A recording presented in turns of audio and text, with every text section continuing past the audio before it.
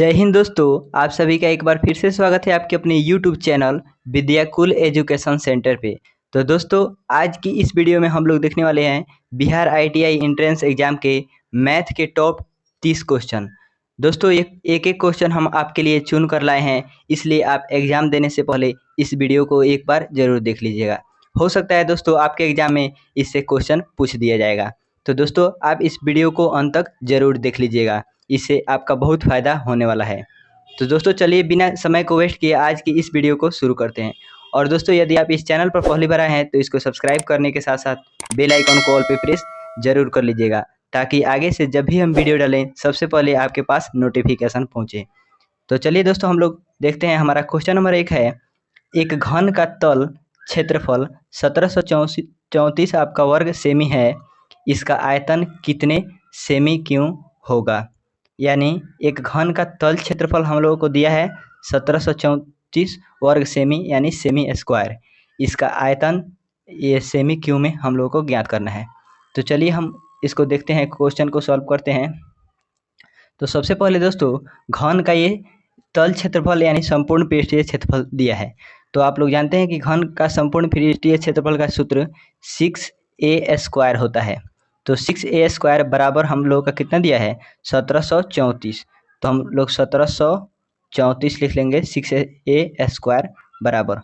उसके बाद दोस्तों, हम लोग a² को इधर रखें और उधर 1734 है आपका पहले से, और इधर 6 आपका गुना में था तो इधर जाएगा तो आपका भागा में चला जाएगा। तो 6 से आप इसको काटिएगा तो 6 दूना 12 हो जाएगा 2, और उसके बाद 5 इसमें से बचेगा और 3 53 हो जाएगा, और 6 8 48 हो जाएगा आपका, और इसमें से 5 बच जाएगा और 4 उतरेगा तो 6 9 54 यानी 289 हो जाएगा। a² बराबर 289 हो जाएगा। तो चलिए हम लोग लिखते हैं a² = 289, और इसमें स्क्वायर दिया हुआ है a में दोस्तों। तो इधर हम a का मान निकाले तो स्क्वायर इधर आकर रूट कर देगा, तो रूट अंडर हमारा कितना हो जाएगा 289। तो दोस्तों 289 रूट में से जब हम लोग निकालेंगे तो हमारा 17 निकलेगा, यानी 17 का स्क्वायर आपका 289 होता है, और रूट ओवर 289 का मान आपका 17 होता है। तो हमारा 17 यहाँ पे निकलेगा a का मान। तो a का मान हमारा 17 निकल गया, और उसके बाद पूछा गया है यहाँ से हमको इसका आयतन कितना होगा, यानी घन का आयतन कितना होगा। तो आप लोग जानते हैं कि घन का आयतन का सूत्र होता है a का क्यूब। तो a का क्यूब बराबर हम लोग का सूत्र हो जाएगा, a का मान कितना आया था हमारा 17 आया था, तो 17 का हम लोग क्यूब कर लेंगे। तो 17 का स्क्वायर आपका 289 होता है, 289, और गुना इसमें 17 से कर लेंगे तो इसका क्यूब निकल जाएगा। तो 17 9 आपका 17 8 36, 17 9 53 का 3 हो जाएगा, हाथ में आपका 5 आ जाएगा, 17 8 36 और 5 41 हो जाएगा, 41 का 141 का 1 हाथ में 14 हो जाएगा, और 17 दूना 34, 34 और 14 आपका कितना हो जाएगा 48 1 49, यहाँ पे 49 हो जाएगा। तो 4913 आपका आ जाएगा। तो आपका ऑप्शन नंबर सी में दिया हुआ है 4913, तो आपका ऑप्शन नंबर सी इसका राइट आंसर हो जाएगा। तो आशा करते हैं दोस्तों आपको ये क्वेश्चन बढ़िया से समझ में आ चुका होगा। तो चलिए हम लोग नेक्स्ट क्वेश्चन देखते हैं। हमारा नेक्स्ट 2 नंबर क्वेश्चन है दोस्तों, इसका बराबर मतलब इसका मान हम लोग निकालेंगे तो इसमें से किस ऑप्शन के बराबर आएगा। तो चलिए इसको सॉल्व करके देखते हैं। 1/2 दिया हुआ है दोस्तों हमको, 1/2 दिया हुआ है, और इसका पावर माइनस 1/2 दिया हुआ है। एक सेकेंड दोस्तों, 1/2 और इसका पावर माइनस 1/2 दिया हुआ है।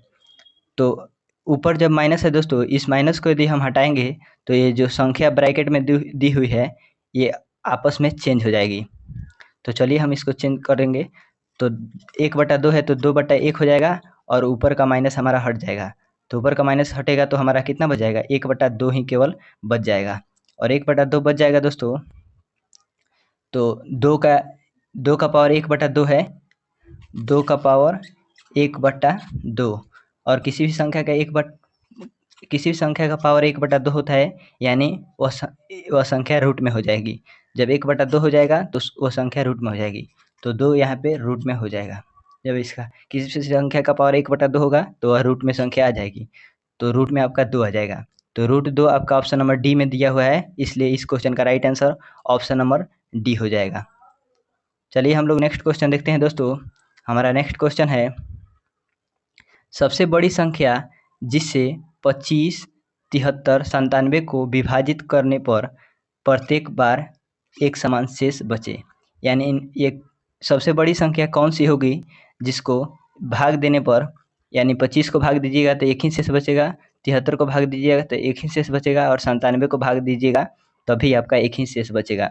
तो दोस्तों हम इस सवाल को ऑप्शन से भी सॉल्व कर सकते हैं। जैसे हमारा ऑप्शन नंबर डी में 24 दिया हुआ है, 24 में यदि 24 को यदि मान लीजिए 24 है और इसमें 25 से भागा दे तो 24 से कम 24 हो जाएगा, आपका शेष कितना बच जाएगा, एक बच जाएगा। और इसमें बोल रहा है प्रत्येक बार एक शेष बचना चाहिए, तो इसमें एक बच गया। इसके बाद हमारा 72 है, 72 में भी हम इसके बाद हमारा 73 है दोस्तों, 73 में यदि हम 24 से भाग देंगे तो 24 यहाँ आपका 72 आ जाएगा, यानी इसमें भी एक शेष बच जाएगा। और 24 चौका 96, इसमें भी एक बच जाएगा।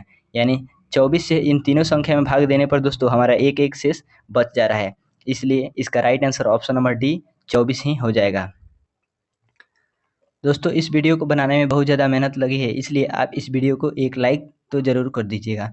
तो चलिए हम लोग नेक्स्ट क्वेश्चन देखते हैं। हमारा नेक्स्ट क्वेश्चन है दोस्तों, आंकड़ों 13, 23, 12, 18, 26, 19, 24, 14, 25 और 11 की माध्यिका है, यानी इसका माध्यिका निकालना है। तो दोस्तों सबसे पहले तो हम माध्यिका निकालने के लिए संख्याओं को घटते या बढ़ते क्रम में सजाते हैं। तो चलिए हम एक बढ़ते क्रम में सजाते हैं।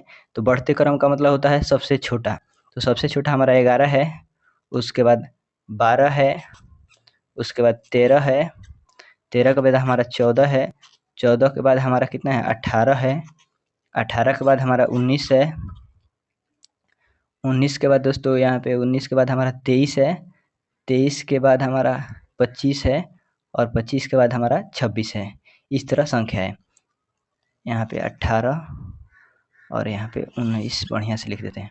हो गया, इतना संख्या है दोस्तों, हम इसको सजा दिए हैं बढ़ते क्रम में।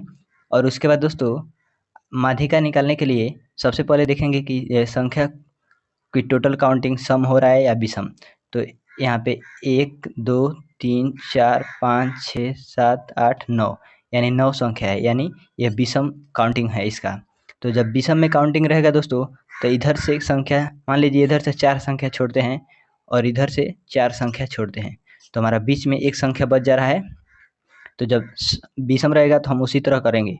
तो इसमें से इधर से 4 संख्या छोड़ें और इधर से इसमें से 4 संख्या छोड़ देते हैं, तो बीच में हमारा कितना बच जाता है 18। तो विषम संख्या रहेगा तो बीच वाली संख्या को लेंगे, और सम संख्या रहेगा तो दोनों बीच वाली संख्या को जोड़कर 2 से भाग दे देंगे। तो हमारा विषम संख्या था इसलिए बीच वाली संख्या 18 बची, तो हमारा right answer option number B हो जाएगा 18। ऑप्शन नंबर बी में आपका 18 दिया हुआ है। चलिए दोस्तों हम लोग नेक्स्ट क्वेश्चन देखते हैं। नेक्स्ट हमारा क्वेश्चन है दोस्तों, निम्नलिखित आंकड़ों 46, 64, 87, 41, 58, मतलब इतना, इस सब संख्या की माध्यिका कितना हो गई। तो दोस्तों हम आपको पहले ही माध्यिका निकालना बता दिए हैं कि कैसे माध्यिका निकालते हैं। तो सबसे पहले इस संख्या को बढ़ते या घटते क्रम में आपको सजा लेना है। सजाने के बाद दोस्तों यदि यह 1, 2, 3, 4, 5, 6, 7, 8, 9, 10, 11 ये भी विषम संख्या है दोस्तों, तो दोनों तरफ से 5-5 संख्या हटाएंगे तो हमें बीच में एक संख्या प्राप्त हो जाएगी, तो वही संख्या हमारा आंसर हो जाएगी। तो आशा करते हैं कि आपको यह समझ में आ चुका होगा। तो आप इस क्वेश्चन का जवाब हमें कमेंट बॉक्स में ज़रूर बताइएगा कि इसकी माध्यिका क्या होगी।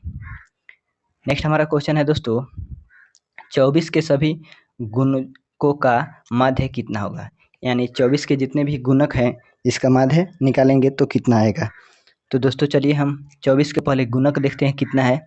तो 24 का पहला गुणक दोस्तों 1 है, दूसरा आपका 2 है, तीसरा आपका 3 है, चौथा आपका 4 है, पांचवा आपका 6 है। यानी जिस जिस संख्या से 24 कट जाएगा वहीं आपका गुणक हो जाएगा 24 का। 6 है, उसके बाद 8 है, उसके बाद 12 है, और उसके बाद 24 है। तो 24 का कुल इतना गुणक है दोस्तों। तो माध्य निकालने के लिए सभी को जोड़कर और जितना संख्या रहती है उतना ही से भाग देते हैं। तो 1, 2, 3, 4, 5, 6, 7, 8, 8 संख्या है हमारा, तो बट्टा में 8 हो जाएगा और इन सभी को जोड़ लेंगे।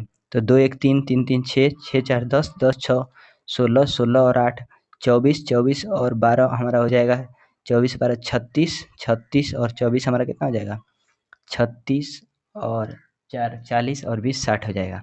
तो 60/8 हो जाएगा, 60/8। तो यहाँ से काटेंगे यदि हम 4 से, तो 4 दूना 8 और यहाँ पे 4 एकम 4 और 4 पचे 20, यानी 15/2 आ जाएगा। तो 15/2 आ जाएगा। तो 2 से 15 में भाग देंगे तो कितना आ जाएगा हमारा 7.5, यानी 7.5 7.5 15 होता है, तो 7.5 आ जाएगा। और 7.5 हमारा ऑप्शन नंबर सी में दिया हुआ है, तो राइट आंसर हमारा ऑप्शन नंबर सी हो जाएगा इस क्वेश्चन का। दोस्तों माध्य माध्यक और बहुलक से भी क्वेश्चन पूछा जाता है, तो आप इसको भी बढ़िया से देख लीजिएगा। चलिए अगला क्वेश्चन है दोस्तों, cos square 17 degree minus sine square 73 degree का मान कितना होगा। ये त्रिकोणमिति का सवाल है दोस्तों। इसमें cos square 17 degree minus sine square 73 degree का मान बताना है।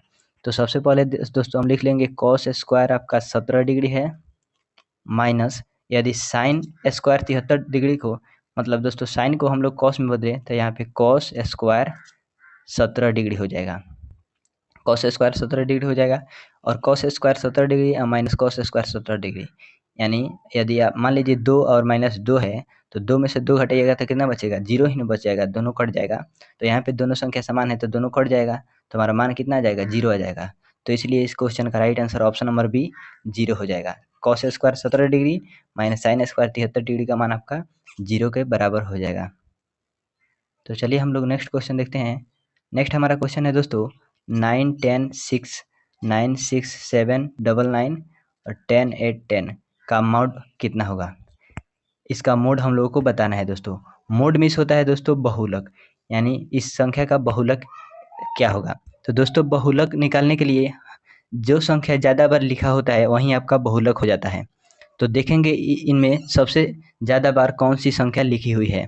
तो सबसे ज़्यादा बार हम लोग देख रहे हैं यहाँ पे 1 2 3 4, लगभग 4 बार 9 लिखा हुआ है, और 9 से ज़्यादा इसमें कोई भी संख्या नहीं लिखी हुई है। 6 भी आपका है तो 1 2 2 ही बार 6 है, तो सबसे ज़्यादा बार आपका 9 है। और बहुलक का सूत्र यही होता है कि सबसे इस संख्या में देखेंगे कि सबसे ज़्यादा बार कौन सी संख्या आई हुई है। तो सबसे ज़्यादा बार 9 आया हुआ है, इसलिए इसका राइट आंसर 9 हो जाएगा, यानी बहुलक आपका 9 हो जाएगा। मोड मीन्स होता है दोस्तों बहुलक, MODE, मोड ये आपका इंग्लिश नाम दिया हुआ है, बहुलक नहीं पूछकर मोड पूछा है। तो आप इससे घबराइएगा मत, इसमें आपको बहुलक निकालना है। तो आप लोग जान गए, इसका right answer option number D हो जाएगा 9। चलिए हम लोग नेक्स्ट क्वेश्चन देखते हैं दोस्तों। नेक्स्ट हमारा प्रायिकता से सवाल है दोस्तों, और प्रायिकता से सवाल पूछा गया है, एक पासे को लुढ़काया जाता है, यानी एक पासे को फेंका जाता है, एक सम संख्या आने की प्रायिकता क्या है। यानी एक पासे को जब आप फेंकिएगा तो उसमें सम संख्या आने की प्रायिकता क्या होगी।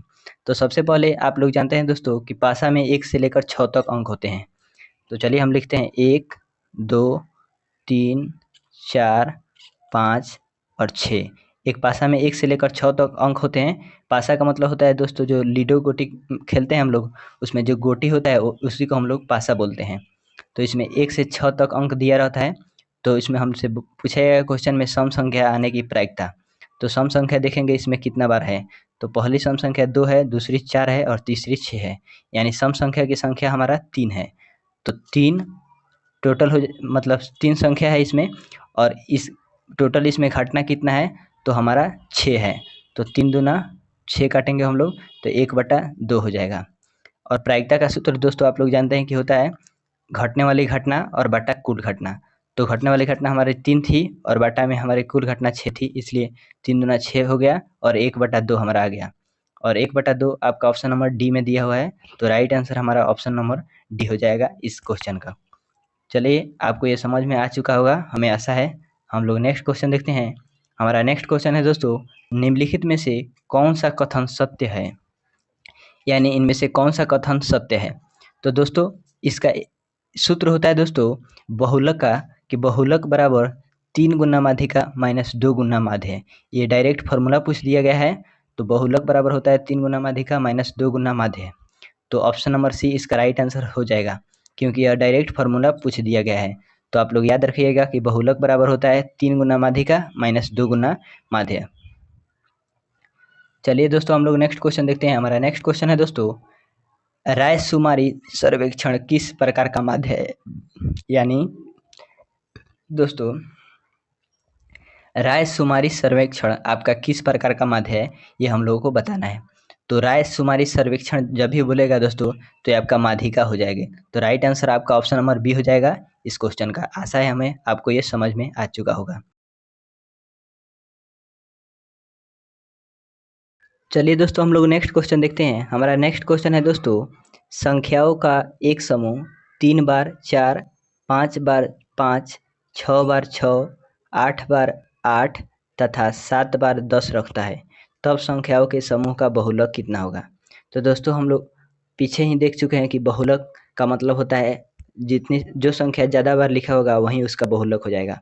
तो इसमें 4 बार 5 लिखा है, उसके बाद 5 बार 6 लिखा है, यानी 4 बार 5 लिखा है तो 5 बार 6 इससे ज़्यादा हो गया। और उसके बाद 6 बार 8 लिखा है, 6 कितना बार लिखा है 8, और उसके बाद 8 बार 8 तथा 7 बार 10 लिखा है।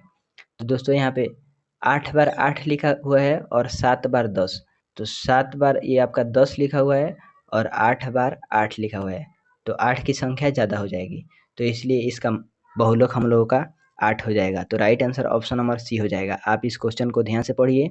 यहाँ पे बोला गया है संख्याओं का एक समूह 3 बार 4, यानी 4 की संख्या 3 बार है, 5 की संख्या 5 बार है, 6 की संख्या 6 बार, 8 की संख्या 8 बार तथा 7 की संख्या 10 बार है।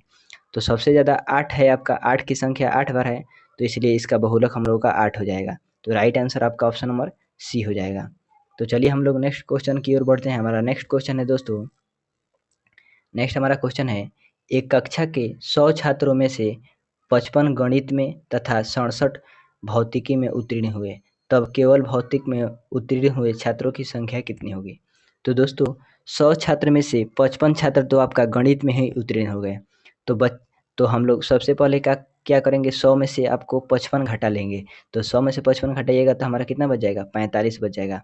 तो 45 छात्र ही मात्र भौतिकी में उत्तीर्ण हुए थे। 67 इनकी संख्या बता रहा है लेकिन 45 ही होंगे। तो राइट आंसर हमारा ऑप्शन नंबर डी हो जाएगा इस क्वेश्चन का, क्योंकि छात्रों की संख्या 100 है दोस्तों, और आप 45 में 55 जोड़िएगा तभी 100 होगा। 67 तो ये क्यों भौतिक में जितना भी छात्र उत्तीर्ण हुआ है उसको बता रहा है, लेकिन इसका राइट आंसर 45 होगा। तो इसलिए ऑप्शन नंबर डी इसका राइट आंसर हो जाएगा। चलिए हम लोग नेक्स्ट क्वेश्चन देखते हैं। हमारा नेक्स्ट क्वेश्चन है दोस्तों, 4, 7 x तथा 9 का समानांतर माध्य 7 है, तो x का मान निकालना है। तो दोस्तों, आप लोग जानते हैं कि माध्य निकालने का सूत्र होता है सभी प्रेक्षणों का योग बटा प्रेक्षणों की संख्या। तो सभी प्रेक्षण का योग हम लोग लिखेंगे, 4 + 7 + x + 9, और इसकी संख्या कितना है 1 2 3 4, तो बटा में हमारा 4 हो जाएगा। और इसका समानांतर माध्य कितना दिया हुआ है, 7 दिया हुआ है, तो 7 लिख लेंगे। और उसके बाद ऊपर ऊपर वाला संख्या को जोड़ेंगे, तो 7 4 हमारा 11, 11 9 20, 20x बटा 4 और बराबर 7 हो जाएगा। तो हम लोग लिख लेंगे यहाँ पे 20x बटा 7 बराबर 4। तो 7 इधर जाएगा तो गुणा में हो जाएगा, तो 20x बराबर हमारा 28 हो जाएगा। तो 20x बराबर 28, और इधर 28 लिख लें। x बराबर हमारा हो जाएगा 28 माइनस 20, तो 28 में से 20 हटाएंगे हम लोग तो हमारा 8 बच जाएगा, यानी x का मान हमारा 8 आ जाएगा। तो right answer option number C हो जाएगा। आशा करते हैं आपको ये क्वेश्चन समझ में आ चुका होगा। चलिए हम नेक्स्ट क्वेश्चन देखते हैं। नेक्स्ट हमारा क्वेश्चन है दोस्तों, इतना तथा मतलब इस संख्या का बहुलक क्या होगा। तो जो संख्या ज़्यादा बार होगा वहीं बहुलक हो जाएगा। तो देखते हैं इसमें कौन संख्या ज़्यादा बार है। जैसे 0 आपका 2 ही बार है, 2 आपका 2 बार है, ये भी नहीं होगा। 3 आपका 3 बार है, उससे ज़्यादा आपका 5 है, 5 4 बार है, और इससे ज़्यादा कोई भी संख्या नहीं है, यानी 5 इसका राइट आंसर हो जाएगा। 5 से ज़्यादा कोई संख्या नहीं लिखा हुआ है। 5 आपका 4 बार है, 4 बार इसमें से कोई संख्या नहीं है, इसलिए right answer option number D हो जाएगा इस क्वेश्चन का। चलिए हम लोग नेक्स्ट क्वेश्चन देखते हैं दोस्तों। नेक्स्ट हमारा क्वेश्चन है, 1 से 5 के बीच 2 अंक चुने जाते हैं, इन 2 अंकों के क्रमागत होने की प्रायिकता क्या होगी। तो दोस्तों, 1 से 5 के बीच हमें 2 अंक चुनना है, तो कुल घटना की संख्या हमारा कितना हो गया, 5 हो गया। और कुल घटना को आप लोग जानते हैं कि हम लोग नीचे लिखते हैं, और 1 से 5 के बीच आपको कोई भी 2 संख्या चुनना है। तो मान लीजिए कोई भी 2 संख्या है, तो घटना की संख्या हमारा 2 हो गया, और कुल घटना हमारा 5 हो गया, तो 2/5 इसका आंसर हो जाएगा। और 2/5 हमारा दिया हुआ है ऑप्शन नंबर बी में, तो राइट आंसर हमारा ऑप्शन नंबर बी हो जाएगा। नेक्स्ट हमारा क्वेश्चन है दोस्तों, यदि एक संख्याओं के सेट का माध्य और माध्यिका 8.9 और 9 है तो बहुलक क्या होगा। तो दोस्तों हम पीछे आपको एक सूत्र बता चुके हैं कि बहुलक बराबर सूत्र होता है 3 गुना माध्यिका माइनस 2 गुना माध्य। चलिए उसी सूत्र का प्रयोग करके हम इसका हल निकालते हैं।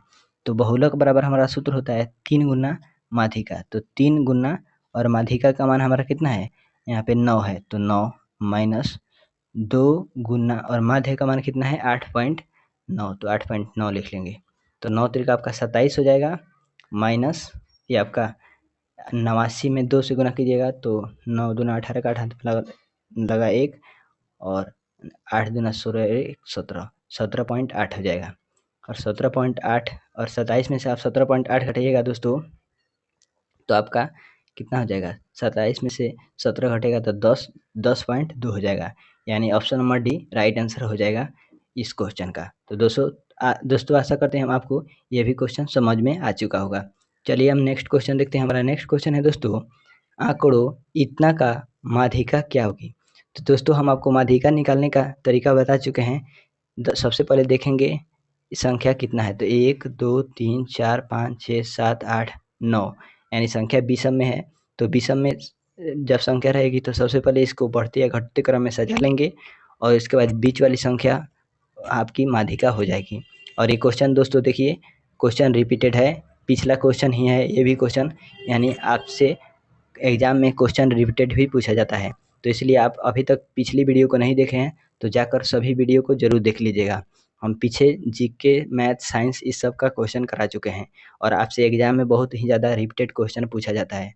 तो आप लोग जाकर पीछे वाली वीडियो को जरूर देख लीजिएगा तब ही एग्जाम देने जाइएगा। चलिए हमारा नेक्स्ट क्वेश्चन है, 248 को कुल कितनी संख्याओं से भाग दिया जा सकता है, यानी 248 में कुल कितनी संख्या से भाग लग जाएगा। तो पहला तो हमारा 1 से भाग लग जाएगा दोस्तों 248 में, उसके बाद 2 से भाग लग जाएगा क्योंकि 2 से 12 अर्थ में ये आपका 124 दूना 248 हो जाएगा। 3 से भी कट जाएगा दोस्तों, 3 आठे 24, कट 3 से नहीं कटेगा, सॉरी दोस्तों, 1 से कट जाएगा, 2 से कट जाएगा, 3 से नहीं कटेगा, 4 से कट जाएगा, 4 छक 24, 4 दूना 8, 5 से भी नहीं कटेगा, 6 से कट जाएगा आपका, 6 से कटने के बाद आपका 8 से कट जाएगा, 8 से कटने के बाद आपका दोस्तों 8 से कटने के बाद इसमें भागा लगा है तो 8 से कटने के बाद डायरेक्ट 248 से कटेगा, यानी ये किसी भी संख्या से नहीं कटेगा। 1 2 3 4 5 6 6 बार, तो राइट आंसर हमारा ऑप्शन नंबर बी हो जाएगा। ये पूछ रहा है 248 को कितनी संख्या से भाग दिया जा सकता है, तो ये 6 संख्या से ही भाग दिया जा सकता है। 6 से अलावा किसी संख्या से भाग इसको नहीं दिया जा सकता है। तो टोटल हमारी संख्या कितनी हो गई 6, तो इसलिए ऑप्शन नंबर बी इसका राइट आंसर हो जाएगा। चलिए दोस्तों हम लोग नेक्स्ट क्वेश्चन देखते हैं। हमारा नेक्स्ट क्वेश्चन है दोस्तों, निम्नलिखित में से अपरिमेय संख्या कौन सी है, यानी इनमें से कौन सी संख्या अपरिमेय संख्या है हम लोगों को देखना है। तो दोस्तों ऑप्शन नंबर ए में है हमारा √36/64, यानी 36 बटा हम लोगों का 64 दिया हुआ है। तो 36 आपका 6 का वर्गमूल या आपका 36 का वर्गमूल 6 हो जाएगा और 64 का वर्गमूल 8 हो जाएगा, तो ये 6/8 हो जाएगा। तो 6/8 आपका अपरिमेय नहीं है, परिमेय है। तो आपका ऑप्शन नंबर ए तो गलत हो गया, ए नहीं होगा। बी में आपका √3/2 है, तो इसको छोड़िए, हम इसको बाद में देखेंगे। पहले सी में देखें तो ये आपका 3/7 हो जाएगा, यानी -3/7 बचेगा, ये भी आपका परिमेय संख्या है तो ये आपका नहीं होगा। डी में देखें दोस्तों तो आपका 3 बटा और 9 9 81, 3/9 होगा, ये भी आपका अपरिमेय संख्या है, ये भी नहीं होगा। परिमेय संख्या है, ये भी नहीं होगा। तो आपका ऑप्शन नंबर बी हो जाएगा बिल्कुल राइट आंसर, क्योंकि दोस्तों अपरिमेय संख्या से परिमेय संख्या में भागा दिया जाएगा तो ये हमेशा अपरिमेय संख्या ही रहेगा, भले यह बटा में लिखा हुआ है, लेकिन दोस्तों ये इसका राइट आंसर यही होगा। यह एक अपरिमेय संख्या है, न कि यह एक परिमेय संख्या है। चलिए हम लोग नेक्स्ट क्वेश्चन देखते हैं। हमारा नेक्स्ट क्वेश्चन है दोस्तों, sin थीटा इक्वल टू 3/5, तो cosec थीटा का मान कितना होगा। तो दोस्तों आप लोग जानते हैं कि साइन थीटा का विलोम कॉसेक थीटा होता है, यानी साइन थीटा का जब उल्टा कीजिएगा तो आपको कॉसेक थीटा मिलेगा। तो दोस्तों साइन थीटा का मान जब हम लोगों का 3/5 दिया हुआ है और इसको उलटने पर हमारा कॉसेक थीटा प्राप्त हो जाएगा, तो 3/5 को उलटेगा तो 5/3 आ जाएगा, तो कॉसेक थीटा का मान कितना आ जाएगा 5/3। तो 5/3 आपका ऑप्शन नंबर डी में दिया हुआ है, इसलिए इस क्वेश्चन का राइट आंसर आपका ऑप्शन नंबर डी हो जाएगा। चलिए हम नेक्स्ट क्वेश्चन देखते हैं। हमारा नेक्स्ट क्वेश्चन है दोस्तों, 10 वस्तुओं का क्रय मूल्य 10 वस्तुओं का विक्रय मूल्य 11 वस्तुओं के क्रय मूल्य के बराबर है, तो प्रतिशत लाभ होगा। क्वेश्चन में पूछा गया है दोस्तों, और ये वस्तु के केस वाला क्वेश्चन है, इसलिए हम इसको विक्रय मूल्य पर बनाएंगे।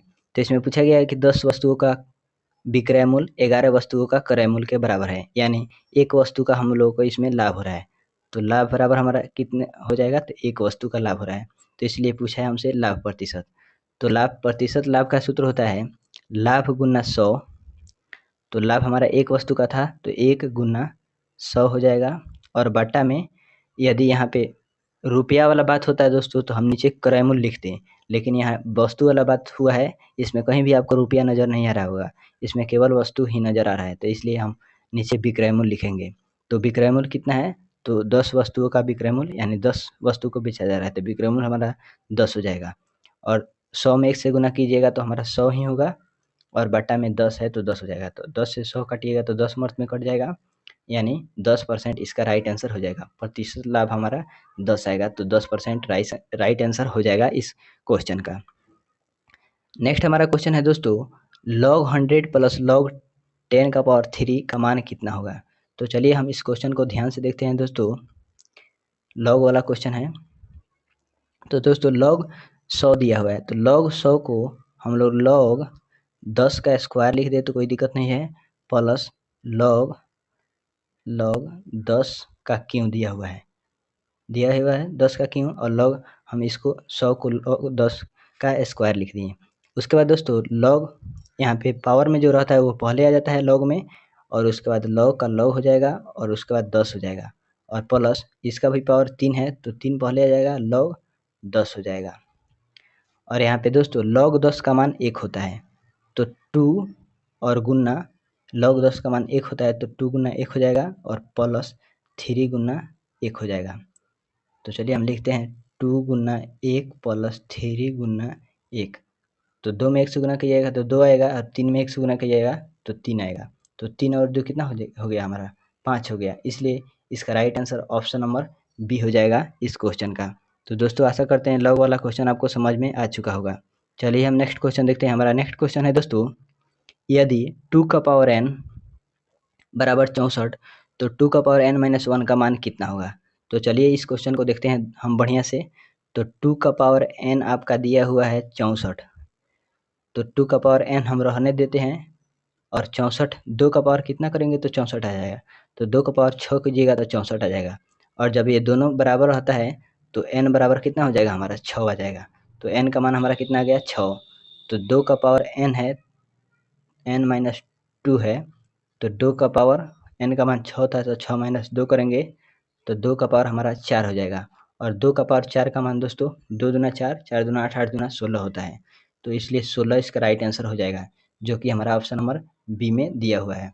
तो इसका right answer option number B हो जाएगा। तो आशा करते हैं दोस्तों ये भी क्वेश्चन आपको बढ़िया से समझ में आ चुका होगा। चलिए हम नेक्स्ट क्वेश्चन देखते हैं। नेक्स्ट हमारा क्वेश्चन है दोस्तों, नेक्स्ट क्वेश्चन है हमारा, वृत्त के व्यास के प्रांत बिंदुओं पर खींची गई स्पर्श रेखाओं में किस तरह का संबंध है। तो वृत्त के व्यास के प्रांत बिंदुओं पर खींची गई स्पर्श रेखाओं में दोस्तों आपका समानांतर का संबंध है, तो इसलिए आपका ऑप्शन नंबर सी इसका राइट आंसर हो जाएगा। दोस्तों ये याद करने वाला क्वेश्चन है, ये कोई बनाने वाला क्वेश्चन नहीं है, तो हम आपको समझा देते हैं। नेक्स्ट हमारा क्वेश्चन है दोस्तों, यदि किसी समानांतर चतुर्भुज की सभी भुजाएं बराबर हो तथा एक कोण समकोण हो तो उसे कहते हैं। तो सभी भुजा बराबर आप लोग जानते हैं कि वर्ग में ही होता है, आयत के तो सिर्फ 2 ही भुजा बराबर होता है, तो इसलिए हमारा right answer option number A हो जाएगा वर्ग। तो चलिए दोस्तों ये हमारा लास्ट क्वेश्चन था। तो दोस्तों हम आशा करते हैं कि आपको ये वीडियो बहुत ही ज़्यादा पसंद आया होगा, और इसमें हम आपको मैथ के टॉप 30 क्वेश्चन को बताने का प्रयास किए हैं, और ये क्वेश्चन भी आपको बढ़िया से समझ में आया होगा, हमें आशा है। तो दोस्तों यदि आपको ये वीडियो पसंद आया है तो इसको लाइक करके आप अपने दोस्तों के पास इस वीडियो को शेयर जरूर कीजिएगा, ताकि उनको भी हेल्प हो सके। और यदि आप इस चैनल पर पहली बार आए हैं तो इसको सब्सक्राइब जरूर कर लीजिएगा। तो इस वीडियो को देखने के लिए आपका बहुत बहुत धन्यवाद।